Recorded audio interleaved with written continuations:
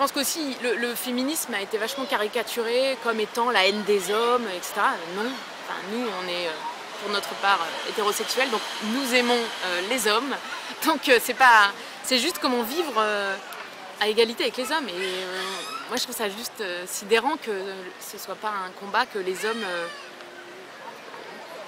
veuillent embrasser hyper spontanément, parce qu'il n'y a que à gagner à être avec quelqu'un.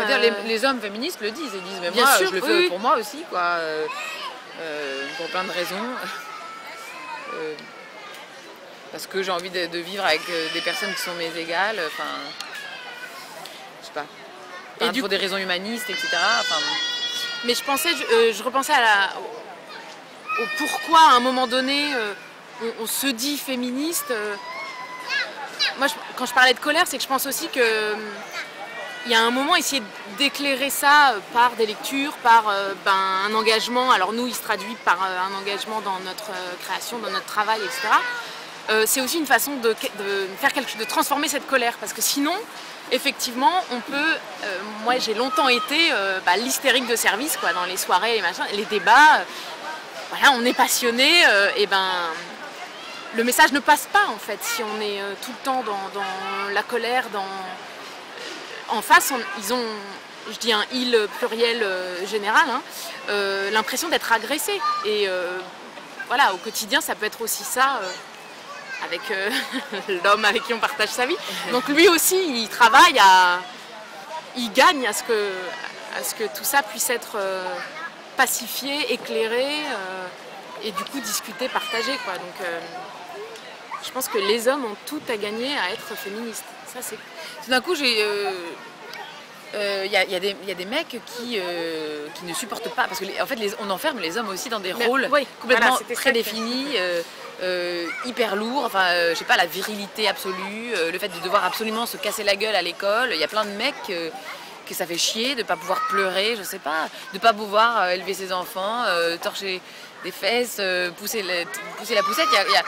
Il y a la grand-mère d'une copine qui lui disait, mais qu'elle est au parc avec une copine à moi, et sa grand-mère lui disait, oh là là, il y a plein d'hommes qui vont au parc avec leurs enfants, c'est incroyable, dans ma génération, de mon temps, les hommes n'allaient pas au parc avec leurs enfants, mais les mecs peuvent avoir envie d'aller au parc avec leurs gosses, quoi. C'est cool que le féminisme apporte aussi le fait que les hommes aussi aient plus de liberté de vivre selon leurs désirs et pas selon des normes sociales. Donc en fait, on a tout à y gagner, ouais. Mais même par rapport on parlait du monde du travail, tu parlais des réunions tardives, etc. C'est juste que ça bougera quand les hommes auront aussi envie que ça bouge, et ils se libéreront aussi, parce que effectivement, aujourd'hui, un homme, c'est très normalisé aussi ce que ça doit être un homme dans le travail. Il doit se donner à fond, trouver ça normal d'en faire... de travailler 10 heures par jour, enfin je sais pas, c'est aussi hyper normalisé, donc vraiment il y a beaucoup de gens pour dire que le féminisme est un humanisme, je pense que c'est vrai, quoi. C'est que ça donne de la souplesse dans l'être de chacun, quoi. Ça impose oui, c'est une réinvention de ce que c'est qu'un homme, ce que c'est qu'une femme, peut-être de façon plus individualisée, quoi.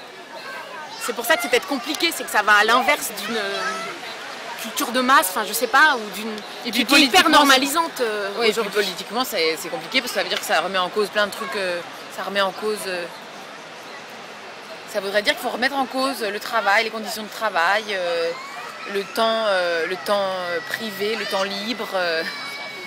Donc est-ce que c'est compatible, tout ça est compatible avec notre système? C'est pas sûr, quoi. Donc c'est politique, quoi. C'est avant tout politique, tout ça est politique, évidemment.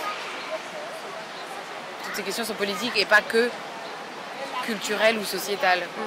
On a choisi de tourner dans un parc avec des loulous qui montent et tout ça sur les jeux, parce que parce que c'est un lien forcément avec notre spectacle, qui est sur le fait de devenir mère et tout ce que ça change, etc.